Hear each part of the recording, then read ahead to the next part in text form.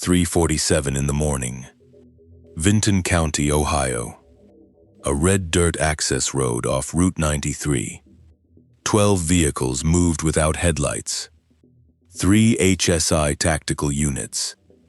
2 Vinton County Sheriff's vehicles. 1 Ohio Bureau of Criminal Investigation van. They had been staging in a gravel pull-off half a mile back for 22 minutes, engines idling, breath fogging in the cold October air. The temperature had dropped to 29 degrees by 2 a.m. The ground was hard. The tree line along the access road was dark in a way that a city person wouldn't understand, not simply unlit, but actively lightless, the pines absorbing what little ambient glow came from the distant highway. Agents sat in vehicles and did not speak much. Some ate. Some checked their gear for the 4th or 5th time in an hour. There's a particular kind of waiting when you know what's coming next. The knowing doesn't make it easier. The farmhouse sat 300 yards from the road behind a screen of overgrown white pines. No exterior lights. Every window boarded from the inside. A propane tank on the south wall, the 3rd one installed at this address in the past 4 months. Triple the capacity of the previous setup.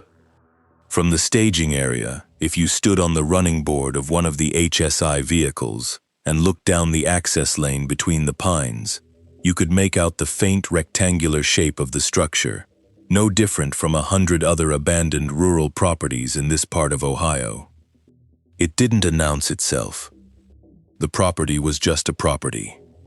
The trees were just trees. Special Agent Marisol Ruiz, HSI Columbus, checked her watch. Her team had one working floor plan of the structure, pulled from a 1989 county building permit. 22 minutes before breach, they'd learned the interior had been substantially modified. The permit showed a standard farmhouse kitchen, a common area, 3 bedrooms, and a small rear addition that had been filed as a mudroom. Thermal imaging showed something else, a room behind the kitchen with a heat signature that didn't match any known structure on the property, and a second anomaly below grade at the north end of the structure that had no corresponding architectural explanation in any filed record. The thermal unit had conducted the pass 3 days earlier. The images had been analyzed by HSI's technical division in Columbus and by a contracted structural consultant who had reviewed rural Ohio building stock for similar investigative purposes before. His assessment was clear. The below-grade signature was consistent with an occupied subterranean space. The rear room signature was consistent with a partition installed after original construction. Ruiz made a decision. She moved the breach team to the rear entrance. What they found behind that modified kitchen wall became central to the case. It would also explain why a retired propane driver had been staring at a crumpled root slip taped to the inside of a deputy's sun visor for 11 weeks, because the numbers on that slip had never added up. Not from the first morning he noticed them. The case that ended on that red dirt road in the early hours of January 14th, 2026, began 122 days earlier with a clipboard, a fuel gauge, and a delivery driver who had been running rural Ohio routes for almost 30 years. His name does not appear in any public court record. In the indictment, he is listed only as witness 4. He was 58 years old. He had driven propane routes through Vinton, Jackson, and Gallia counties since 1998. He knew every driveway on his circuit the way other people know their own street. Not in a dramatic sense, not in the way someone might romanticize it, but in the practical, accumulated way that comes from driving the same roads for 3 decades in all 4 seasons. He knew which properties had dogs. He knew which driveways flooded in spring. He knew which accounts always paid on time, and which required a second notice. He knew what ordinary looked like for every address he served. That knowledge was the entire reason he noticed when ordinary stopped applying. The address on Marker Hill Road had been on his route for 3 years. A farmhouse set back from the road. Wooded lot. A family of 4 listed in the account records. 2 adults, 2 dependents. Standard residential account. For 3 years, the delivery numbers had been ordinary. 1 standard tank per quarter, sometimes 1.5 in winter. Normal for a rural property. Not a large home, not a farm operation, not a property with any outbuildings that he could see from the delivery point. Just a house on a lot, consuming fuel at a normal rate. Then, in mid-September of 2025, the order changed. A second tank installation request came through the dispatch office. Then, 4 weeks later, a third. Within 60 days, the property had gone from a single standard tank to 3, totaling a combined capacity roughly 3 times what a family of 4 would consume in the harshest Ohio winter. The installation requests had been submitted through normal commercial channels, online account management, credit card payment, no flags in the dispatch system because the system wasn't designed to flag capacity changes. It processed the orders. It scheduled the deliveries. It generated invoices. It did not ask why. Witness 4 flagged the account to his dispatcher. The dispatcher noted it and moved on. Witness 4 did not. On the morning of September 19th, 2025, at 6:12 a.m., he made the delivery himself. He pulled his truck down the access road.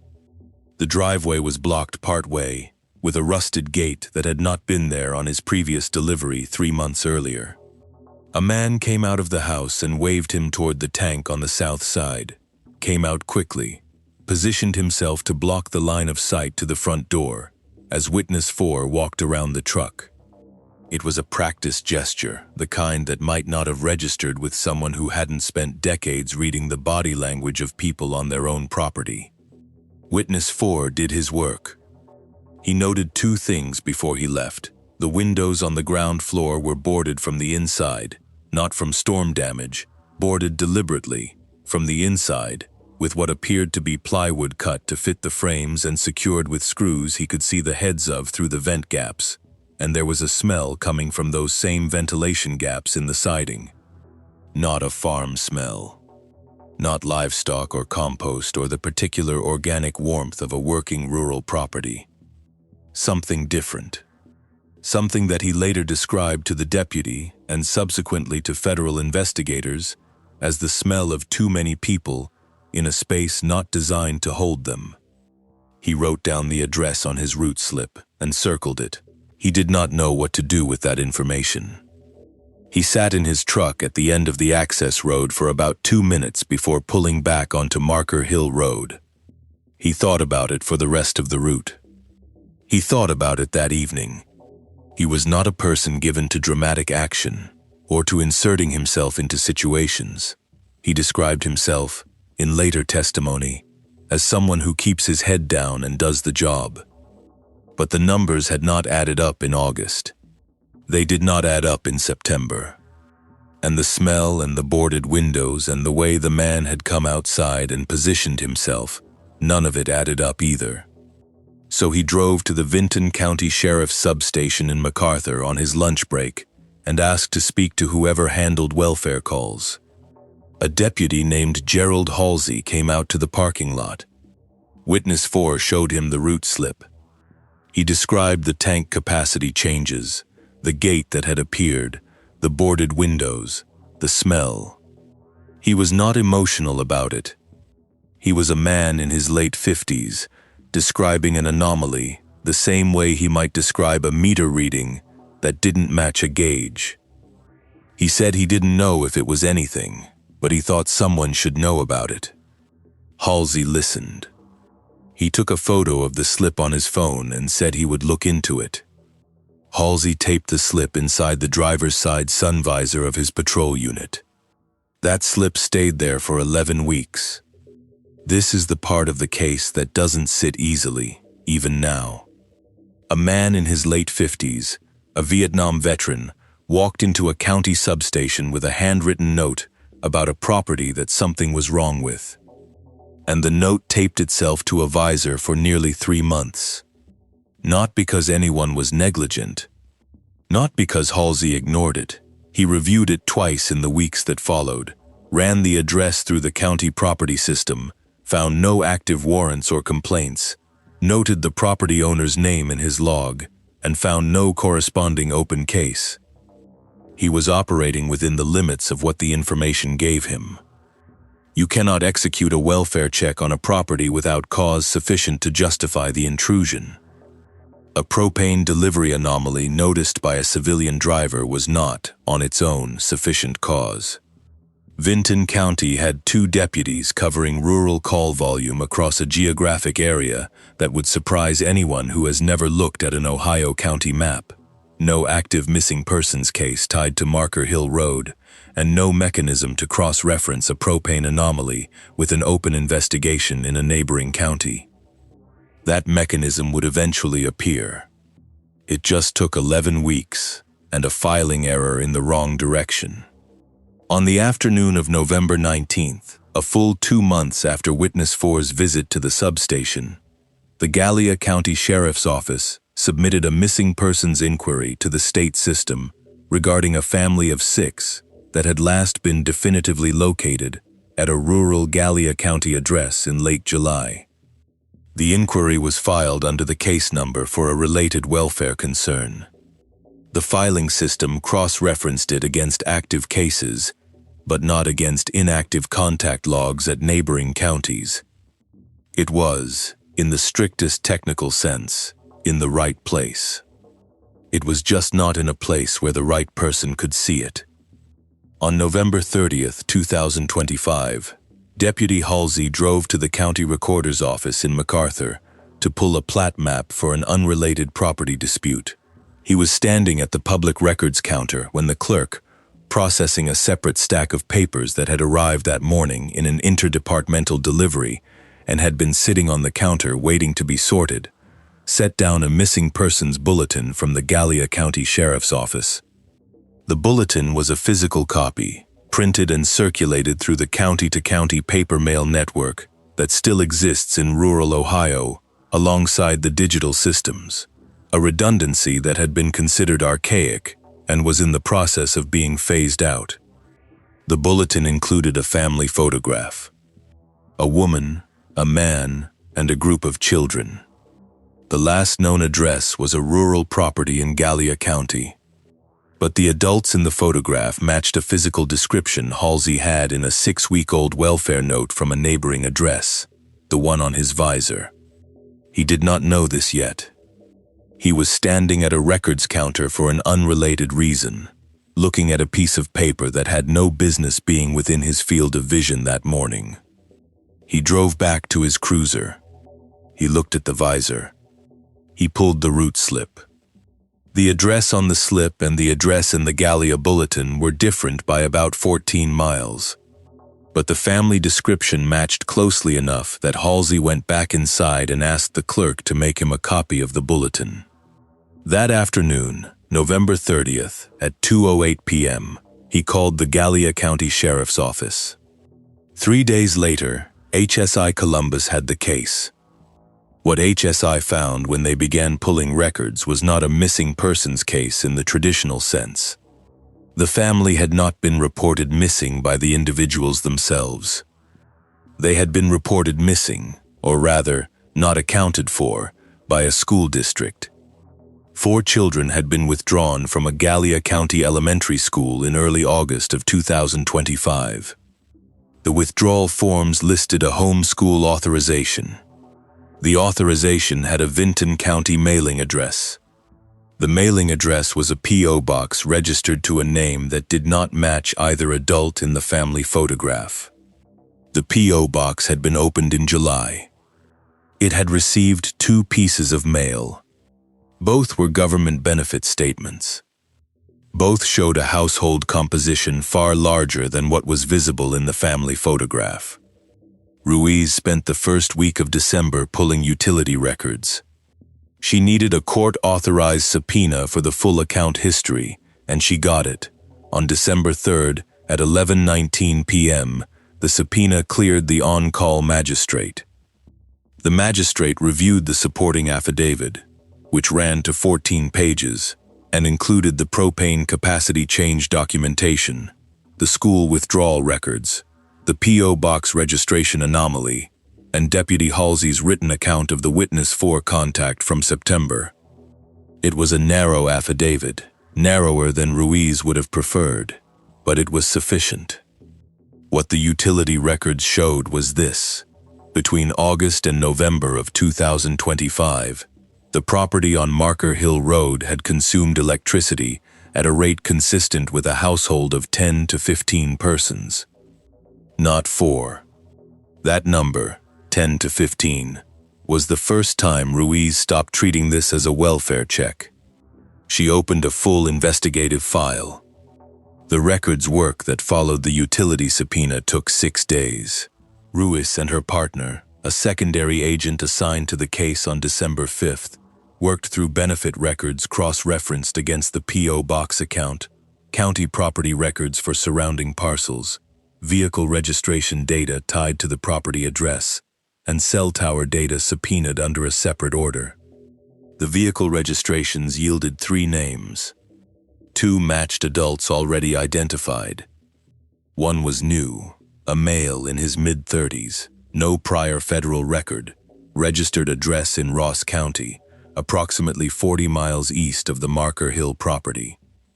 The cell tower data placed his number in the vicinity of the Marker Hill Road address on 7 separate occasions between August and November. That name went into the warrant package as John Doe until the surveillance phase produced a physical identification. I spent time going through the case materials that became part of the public record after the indictment, and one detail kept returning.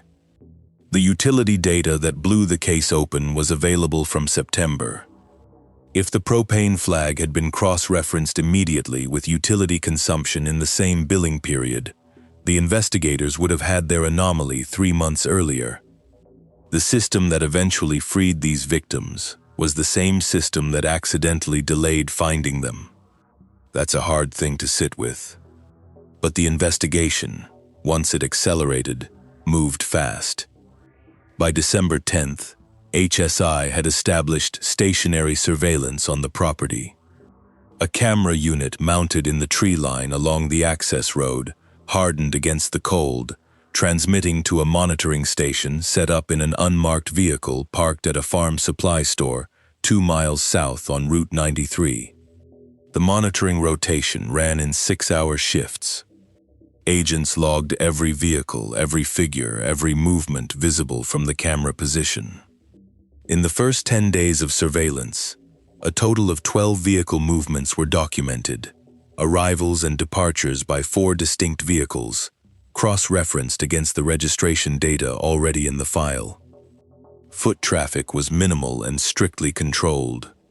Adults entered and exited through a single side door on the north face of the structure, always one at a time, always with a brief pause at the threshold before the door opened, a pause consistent with the operation of an interior lock or latch. No children were ever visible from the road or the camera position. The windows remained boarded. What the surveillance log documented most starkly was not what was seen. It was what was not seen. In 10 days of camera coverage, covering the period between school release time and evening, the hours when children at a residential property would normally be visible outdoors, especially on the milder days that occurred in that stretch of the Ohio December, not a single individual under apparent adult age was observed at any exterior point of the structure. No yard activity. No driveway movement. No faces at windows. Nothing. The absence was its own data point. Ruiz ordered a thermal imaging pass on December 15th. The pass was conducted at 2:17 a.m. by an Ohio Bureau of Criminal Investigation, aviation asset, a single-engine aircraft operating without navigation lights, flying a transect that crossed the property at an altitude calculated to produce usable thermal resolution while remaining above the noise threshold that might alert occupants. The results confirmed what had been suggested by the utility data. The ground floor of the farmhouse showed thermal signatures consistent with a large number of occupants. The signatures were concentrated in the rear of the structure, the section that would later be identified as behind a false pantry wall, and in a subterranean area beneath the north end of the structure. A root cellar, as it turned out. A root cellar that had been modified with a hasp lock on the exterior of the access door. The thermal pass showed heat signatures in that subterranean space. Multiple signatures. Small ones. Ruiz went to the HSI Columbus field supervisor the next morning and told him what she had. She brought the printed thermal imaging outputs and laid them on his desk without saying anything first. He looked at them for a long time. He asked one question: how confident was the analyst in the below-grade reading? She told him the analyst had put the confidence interval at 91% for multiple heat sources consistent with human occupants. He looked at the images for another few seconds.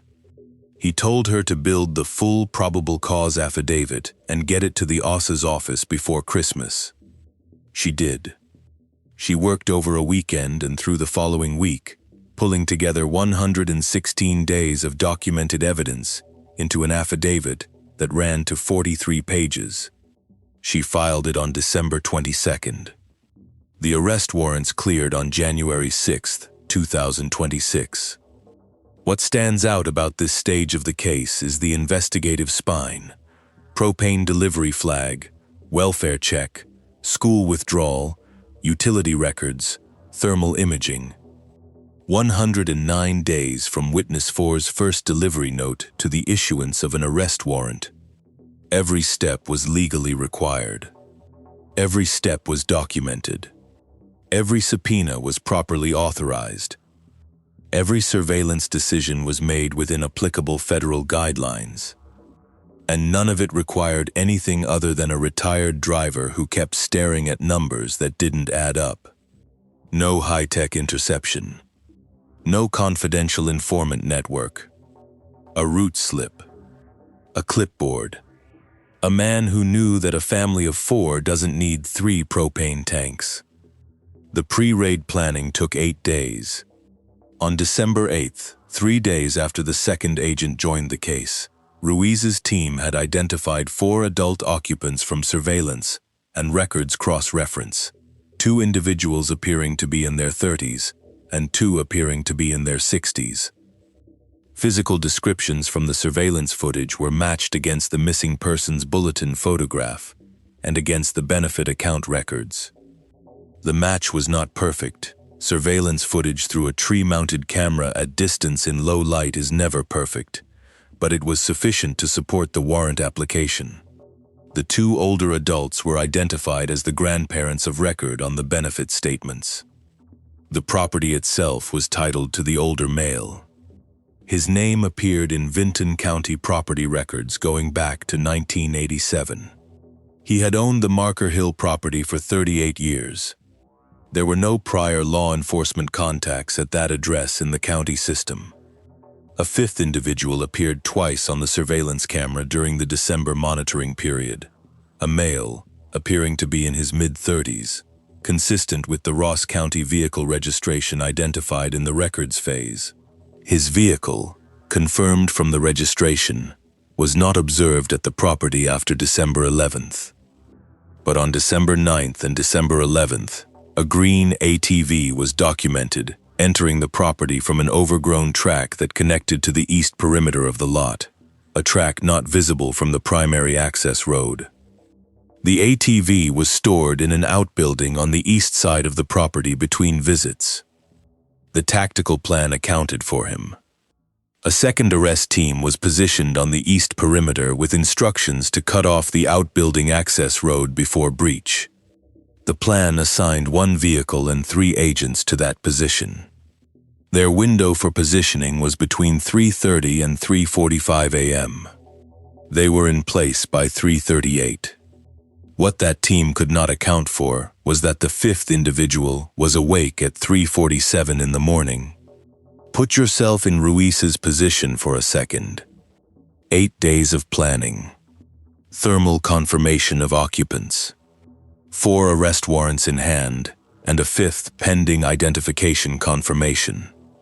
2 surveillance photographs of the 5th individual taken at distance, consistent enough with the Ross County registration to support the warrant application filed the day before the raid. And then, as the tactical stack is forming on the south porch in total darkness, the surveillance unit radios that a figure is moving toward the outbuilding, not toward the farmhouse. Away from it. Moving without a light source, which meant he knew the ground well enough to cross it in the dark, which meant he had either anticipated something or had a routine that happened to coincide with the worst possible moment. The ATV was running before the stack reached the front door.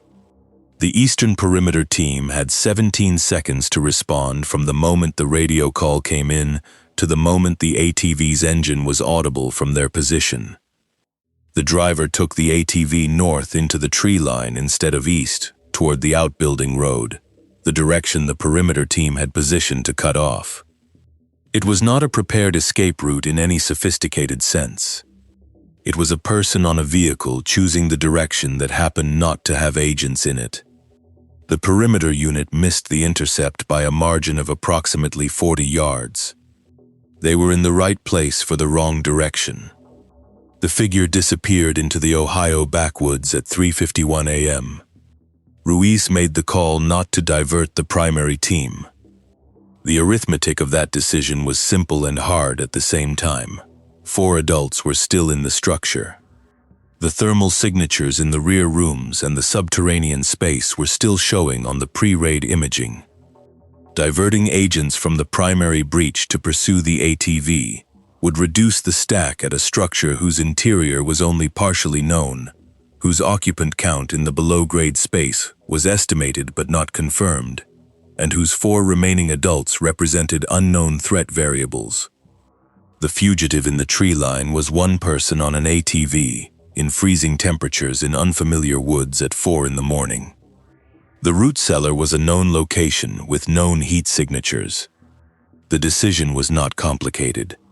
It was just not easy. She pressed the breech. The farmhouse door came off its frame at 3:53 a.m. The first room was a kitchen, the original kitchen from the 1989 floor plan, still positioned where the permit showed it, the appliances still in place, though the refrigerator was running warm, and the stove had not been used for cooking in what the forensics team would later estimate as several months, based on grease oxidation patterns. The second was a common area with 2 folding chairs and a card table and nothing else, both empty. The third was a pantry. It was positioned where the building permit showed a small storage room adjacent to the kitchen, a room 3 feet deep, lined with shelves. The shelves were there. 3 cans of soup, a box of crackers, an arrangement too sparse and too deliberate, as if the shelves had been stocked specifically to look used rather than to be used. The back wall of the pantry was not drywall. It was a panel mounted on a concealed hinge, the hinge set into a groove in the floor molding, so that the gap was invisible when the panel was closed. One of the tactical agents pushed it. It swung inward on the hinge. It opened into a room that measured approximately 12 by 14 feet. There were mattresses on the floor, 4 of them, arranged along the walls. There were personal items, clothing folded in stacks, shoes in pairs aligned against the baseboard, a handful of children's books arranged with their spines facing out, a single stuffed animal placed in the corner of one mattress, with a precision that struck the agents who entered the room as the kind of precision that comes from having a very small space and knowing you have to maintain it. A plastic water container, the kind used for camping. An empty bucket with a lid. The room was empty. The root cellar access was a hatch in the floor of the original farmhouse kitchen, beneath a plywood sheet that had been pushed under the kitchen table. The hatch was framed into the original structure. A root cellar was not unusual for a farmhouse of this age and type. What was unusual was the hasp lock on the exterior of the hatch, a heavy commercial hasp, screwed into the hatch frame with 3-inch structural screws, fitted with a padlock that was rated for outdoor use and had been purchased, records would later show, at a hardware store in Chillicothe, approximately 6 weeks before Witness 4 noticed the first propane anomaly. Someone had planned for the lock before anyone outside that property had any reason to be looking at it. Ruiz's team cut it with bolt cutters staged specifically for that purpose. The sound of the cut was loud in the kitchen. No one spoke. The hatch opened downward into a below-grade room, approximately 8 feet by 20, with a single battery-powered lantern providing the only light. The lantern was on. It had apparently been left on continuously. The batteries, when later tested by the forensics team, were partially depleted in a pattern consistent with extended continuous use. The light was dim and yellow and cast the room in a flatness that made depth hard to read. 16 victims were inside. The oldest was 14 years old. The youngest was not yet 2. Ruiz later described the moment in her written case summary as, "Recovery confirmed, all responsive." That is the entirety of what appears in the official record about the condition of the victims at the time of discovery. It is sufficient. It is also, for anyone who has read the full forensics documentation available through the court record, a description whose brevity carries a specific weight. The agents who descended into that root cellar on the morning of January 14th had been briefed on what they might find. They had done similar work before, some of them. The briefing did not fully prepare them. It never does. What happened in the minutes after the hatch opened is not part of the public record in any granular sense. What is documented is that the tactical team secured the structure above, and the welfare transition began. Agents who had been staged outside with blankets and with water and with basic medical supplies moved to the hatch position. The 16 individuals in the below-grade room were not all immediately mobile. The youngest could not walk. Several of the older children were disoriented in a way consistent with extended confinement. One agent, whose name is not in the public record, was later noted in an internal HSI review as having remained in the root cellar for the full duration of the extraction, approximately 31 minutes, to ensure that no individual was left below grade during the transition. That detail appears in one footnote in the internal review. It does not appear anywhere else. The 4 adult occupants of the structure were taken into custody without resistance during the breach phase. 3 of them said nothing from the point of initial contact through transport.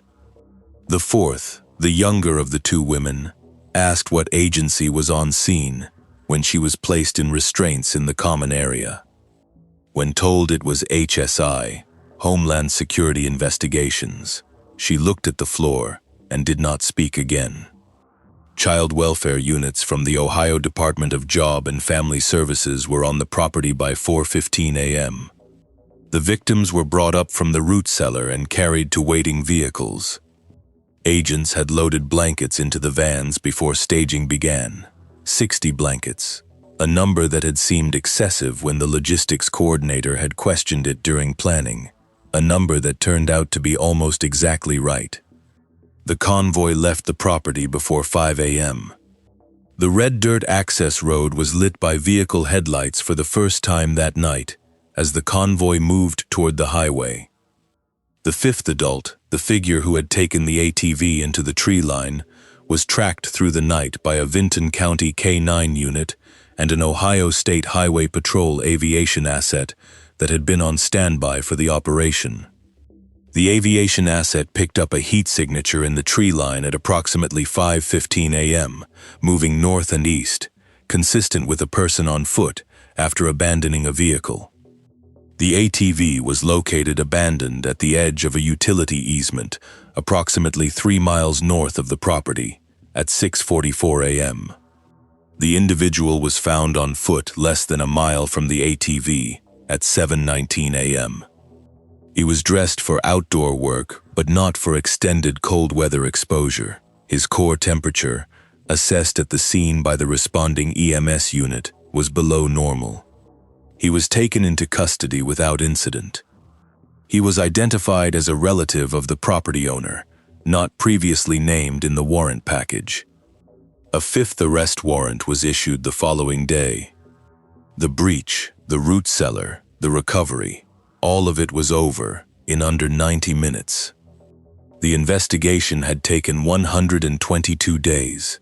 In the 3 weeks that followed the raid, the HSI forensics team worked through the property in phases. The root cellar was processed first, photographed, cataloged, swabbed, documented. Then the hidden room behind the pantry. Then the main structure. Then the outbuildings. The work was thorough and slow and took longer than anticipated because the modifications to the interior of the structure were more extensive than the pre-raid thermal analysis had suggested. A secondary partition had been installed in the crawl space above the root cellar, not load-bearing, not part of any original plan, that appeared to serve as additional insulation for the below-grade space, likely to reduce the thermal signature visible from aerial platforms. Someone had considered that the property might be surveilled from above and had taken steps to mitigate what could be seen. The mitigation had not been fully successful, which was why the thermal pass had returned a result. But the attempt had been made. That fact, that the people who built and operated this arrangement had anticipated aerial thermal surveillance and had tried to counter it, sat in the back of the investigative file as a data point about the sophistication of the enterprise. It was not the data point of an improvised situation. The evidence cataloged by the HSI forensics team filled 11 boxes. Among the items logged were chains and hardware consistent with restraint devices, a modified door hinge system for the false pantry panel, and the padlock assembly from the root cellar hatch. Also cataloged, a ledger, handwritten, found beneath a floorboard in the bedroom of the older male adult, which documented what appeared to be financial transactions, using a notation system that investigators were still working to decode as of the date of the indictment. The ledger ran to 61 pages. It covered a period beginning in early spring of 2024, more than a year before the propane anomaly that started everything. The padlock was commercially manufactured and had been purchased, records showed, at a hardware store in Chillicothe, approximately 6 weeks before Witness 4 noticed the first propane anomaly. 6 weeks before the driver circled the address on his route slip, someone had purchased the lock. That timeline is now part of the public federal record. The grand jury convened in Columbus in early February of 2026. The proceedings were closed, as federal grand jury proceedings are. What has entered the public record comes from the indictment itself and from the summary documents filed by the prosecution at the time of arraignment.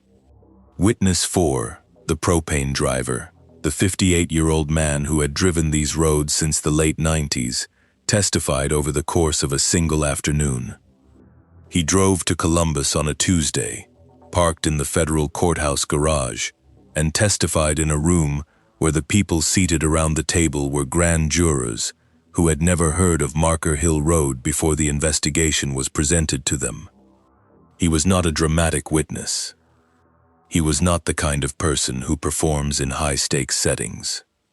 He was a man who had a thing to say and said it clearly and went back to his route.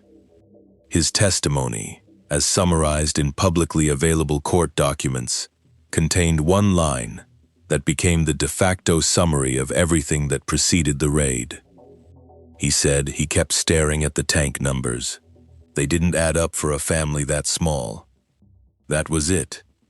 That was the thread. The charges handed down by the grand jury included federal counts related to unlawful confinement, child endangerment, benefits fraud, and conspiracy. The two grandparents and both adults in the second generation were named on the primary counts. The fifth individual apprehended in the woods that morning was named on separate counts that included unlawful confinement and a federal charge related to the financial transactions documented in the ledger. Arraignments proceeded through February and March. All five entered not guilty pleas at arraignment. All five remained in federal custody, denied bail, on the grounds that the nature of the charges and the demonstrated capacity of the defendants to maintain a concealed arrangement for an extended period represented a flight and reoffending risk that no conditions of pretrial supervision could adequately address. The magistrate's bail denial order ran to 11 pages. By the time of the indictment, the Ohio Attorney General's office, which had been briefed by HSI as the case developed through December and January, released a statement describing the conditions at the property in terms that do not require elaboration here. The statement used the phrase, "pure evil." In 3 words, it said, "enough." The most surprising element of this case is not the investigation or the raid. Both followed recognizable federal procedure, and both were executed with the professionalism that the record documents. What is surprising is how narrow the margin was at every stage. 11 weeks of a root slip taped to a sun visor. A filing error that put a missing persons bulletin in front of the right deputy at the right moment, not in the digital system that was supposed to handle it, but on a paper copy sitting on a records counter in a county courthouse, waiting to be sorted. A propane account flagged by a man who had no obligation to flag it and no official standing to do so, who drove to a county substation on his lunch break because something about the numbers bothered him. Here's the hard part to sit with. The system that eventually intervened in this case was not well designed to intervene. It worked because one person made a specific choice on a specific morning in September. If Witness 4 had decided the numbers were just a billing anomaly, if he'd looked at the boarded windows and the gate and the smell and decided it wasn't his business, the root slip never gets written. The sun visor stays empty. The utility records are never pulled. The thermal pass is never ordered. The root cellar stays sealed. What we got was not institutional design. It was one person's persistence colliding with a chain of accidents. A paper bulletin sitting on a counter. A deputy pulling a plat map for an unrelated property dispute. A cell tower subpoena that produced results within a billing cycle. Any of those could have gone differently. The chain is longer and more fragile than the outcome suggests. Whether that's a sustainable model for finding what's hidden in rural farmhouses across the country is a question worth asking.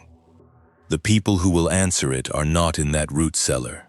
They are in state houses and federal agencies and county budget offices, deciding how many deputies cover how many square miles, and whether the propane dispatch system should have a capacity anomaly flag, and whether the school withdrawal cross-reference system should extend to neighboring counties. That work is less visible than a pre-dawn raid. It is harder to sustain attention on. But it is the work that determines whether the next case takes 122 days or 350. The comments on cases like this run long, and we read them. The 5 defendants remained in federal custody pending trial as of early spring 2026. The cases were proceeding through the Southern District of Ohio. Sentencing, if convictions followed, carried potential federal terms ranging from years to decades, depending on the specific counts and applicable enhancements. The ledger recovered from beneath the floorboard remained under active analysis. Federal prosecutors had not indicated whether its contents would generate additional charges or implicate additional individuals. The court docket showed a trial date had been set for late fall of 2026. Pre-trial motions were ongoing. The property on Marker Hill Road was seized under civil asset forfeiture proceedings initiated concurrent with the criminal charges. The outbuildings were cleared and secured.